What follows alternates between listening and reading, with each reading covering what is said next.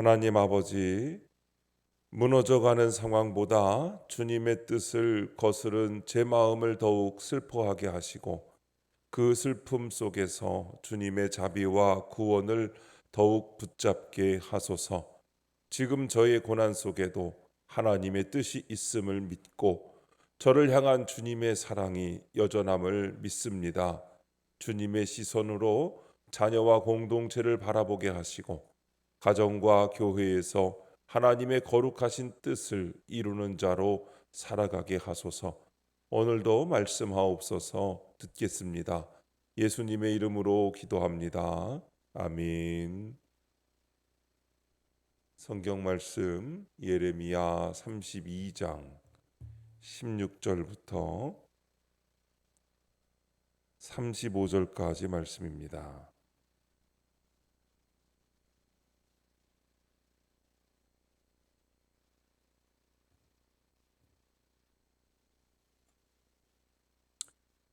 우리 다 함께 한 목소리로 하나님의 말씀을 읽겠습니다. 내가 매매 증서를 네리야의 아들 바룩에게 넘겨준 뒤에 여호와께 기도하여 이르되 슬프도소이다. 주 여호와여, 주께서 큰 능력과 펴신 팔로 천지를 지으셨사오니 주에게는 할 수 없는 일이 없으시니이다. 주는 은혜를 천만인에게 베푸시며 아버지의 죄악을 그 후손의 품에 갚으시오니 크고 능력 있으신 하나님이시요 이름은 만군의 여호와시니이다. 주는 책략에 크시며 하시는 일에 능하시며 인류의 모든 길을 주목하시며 그의 길과 그의 행위의 열매대로 보응하시나이다. 주께서 애굽 땅에서 표적과 기사를 행하셨고 오늘까지도 이스라엘과 인류 가운데 그와 같이 행하사 주의 이름을 오늘과 같이 되게 하셨나이다.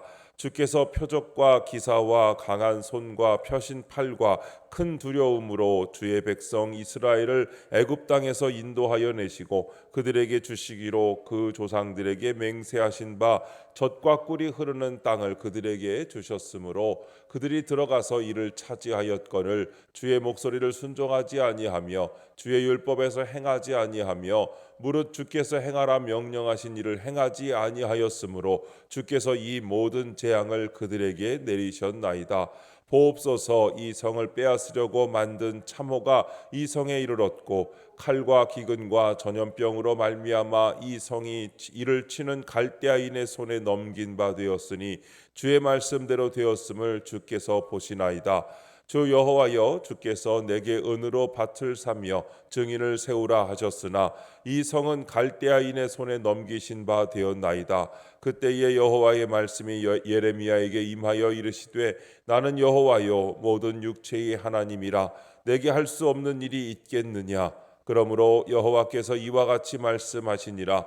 보라, 내가 이 성을 갈대아인의 손과 바벨론의 느부갓네살 왕의 손에 넘길 것인즉 그가 차지할 것이라. 이 성을 치는 갈대아인이 와서 이 성읍에 불을 놓아 성과 집 곧 그 지붕에서 바알에게 분향하며 다른 신들에게 전제를 드려 나를 경노하게 한 집들을 살으리니 이는 이스라엘 자손과 유다 자손이 예로부터 내 눈앞에 악을 행하였을 뿐이라. 이스라엘 자손은 그의 손으로 만든 것을 가지고 나를 경노하게 한 것뿐이니라. 여호와의 말씀이니라. 이 성이 건설된 날부터 오늘까지 나의 노여움과 분을 일으키므로 내가 내 앞에서 그것을 옮기려 하노니 이는 이스라엘 자손과 유다 자손이 모든 악을 행하여 내 노여움을 일으켰음이라. 그들과 그들의 왕들과 그의 고관들과 그의 제사장들과 그의 선지자들과 유다 사람들과 예루살렘 주민들이 다 그러하였느니라. 그들이 등을 내게로 돌리고 얼굴을 내게로 향하지 아니하며 내가 그들을 가르치되 끊임없이 가르쳤는데도 그들이 교훈을 듣지 아니하며 받지 아니하고 내 이름으로 일컫는 집에 자기들의 가증한 물건들을 세워서 그 집을 더럽게 하며 흰놈의 아들의 골짜기에 바알의 산당을 건축하였으며 자기들의 아들들과 딸들을 몰렉 앞으로 지나가게 하였느니라. 그들이 이런 가증한 일을 행하여 유다로 범죄하게 한 것은 내가 명령한 것도 아니요 내 마음에 둔 것도 아니니라. 아멘. 교훈을 듣지 않은 결과라는 제목으로 말씀의 은혜를 함께 나누겠습니다. 본문 요약입니다. 예레미야는 크고 능력 있으신 하나님께 이스라엘의 불순종과 그로 인한 재앙을 고백합니다. 그의 고백처럼 하나님은 예루살렘을 갈대아인의 손에 넘기겠다고 하십니다. 이는 이스라엘과 유다 온 백성이 악을 행하여 하나님을 경록케 했기 때문이라고 말씀합니다. 첫 번째 슬픔의 기도 16절부터 23절입니다. 예레미야는 멸망할 예루살렘 때문에 슬퍼하며 하나님께 기도합니다. 천지를 지으신 전능하신 하나님은 우리의 작은 신음조차 다 알고 귀를 기울이시기에 우리는 어떤 문제나 연약함도 심지어 재앙 같은 사건도 주께 맡길 수 있습니다. 그런데 성도가 고난보다 더 애통해야 할 일은 내 힘으로 결코 고칠 수 없는 죄악입니다. 그럼에도 주님은 나를 용서하여 구원하시고 슬픔의 기도를 들으시고 응답하십니다. 그래서 내 인생의 소망은 오직 하나님께 있습니다. 적용 질문입니다. 내가 슬퍼하며 기도하고 있는 일은 무엇입니까? 나를 구원하시고 기도를 들어주시는 하나님께 나의 소망을 두고 있습니까? 어떤 분은 가정의 문제로, 어떤 분은 자녀의 문제로, 어떤 분은 건강이나 직장의 문제로 인하여서 깊은 슬픔 가운데 하나님 앞에 나아가고 있을 것입니다. 우리 삶의 고통은 다양하지만 그 모든 것을 품으시는 분은 한 분, 하나님이십니다. 그러나 우리가 정말 깊이 애통해야 할 것은 겉으로 드러난 문제가 아니라 그 이면에 있는 하나님 앞에서의 불순종과 죄악, 그리고 그로 인해 무너져가는 우리의 영적 상태입니다. 예레미야가 무너지는 예루살렘을 보며 하나님의 언약을 저버린 백성의 죄악 때문에 슬퍼한 것처럼 우리도 우리의 인생과 공동체를 바라보며 그와 같은 애통함을 가지고 기도할 수 있어야 합니다. 하나님께서 듣기를 원하시는 기도는 단순히 문제 해결을 위한 요청만이 아니라 하나님을 향한 참된 회개와 의지의 고백입니다. 예레미야는 멸망 앞에서도 하나님의 회복을 믿었습니다. 우리는 연약하고 실패하지만 하나님은 신실하시고 긍휼이 많으신 분이십니다. 우리의 기도는 우리의 능력에 근거하는 것이 아닙니다. 기도가 능력 있는 이유는 그 기도를 들으시는 하나님께서 전능하시기 때문입니다. 두 번째, 주의 말씀대로 된 사건 24절부터 29절입니다. 예레미야는 하나님께 멸망 직전의 예루살렘을 보옵소서라고 간구합니다. 이 재앙이 주의 말씀대로 이루어지는 일임을 인정하지만 여전히 고통스럽기 때문입니다. 기도를 들으신 하나님은 예루살렘이 바벨론 왕의 손에 넘겨질 것이라고 대답하십니다. 이는 이스라엘의 우상 숭배에 대한 징계입니다. 하지만 이 징계는 백성을 향한 하나님 아버지의 변함없는 사랑에서 비롯된 것입니다. 이를 믿으며 오늘 내 삶도 말씀대로 되었다고 고백하는 것이 구원의 시작입니다. 적용 질문입니다. 지금 내 삶에서 인정하고 싶지 않은 일은 무엇입니까? 하나님이 전적으로 오르시다고 고백합니까? 우리는 살아가면서 이해할 수 없는 일들을 자주 마주합니다. 갑작스러운 질병이나 관계의 깨어짐, 계획의 좌절, 반복되는 실패들, 때로는 왜 나에게 이런 일이 일어났는가를 묻고 싶습니다. 믿음 안에 있는 우리조차도 하나님께 보옵소서라고 외치며 탄식할 수밖에 없는 순간들이 있습니다. 그러나 예레미야처럼 우리도 하나님 앞에서 이렇게 고백해야 합니다. 주님, 지금 제 삶에 일어난 이 모든 일이 주의 말씀대로 된 줄 압니다. 라고 말이지요.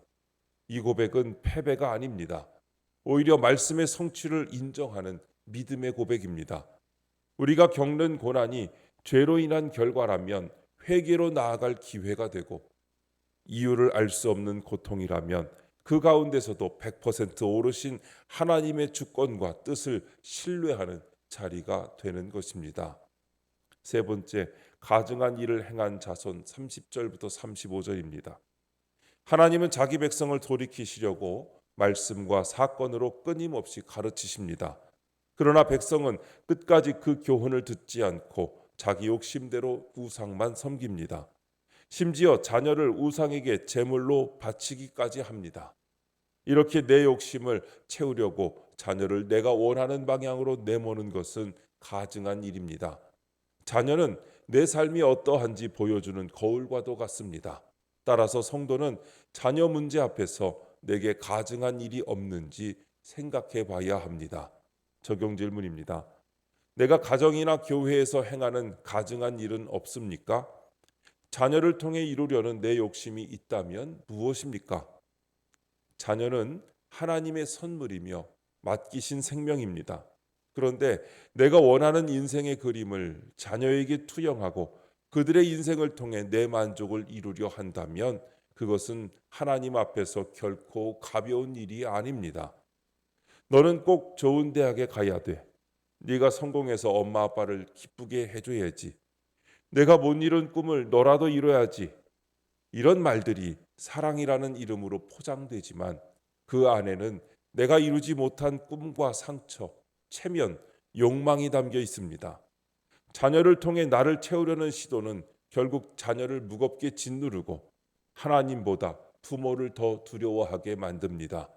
하나님은 우리가 자녀에게 신앙을 물려주기를 원하시지 욕망을 위임하기를 원하지 않으십니다.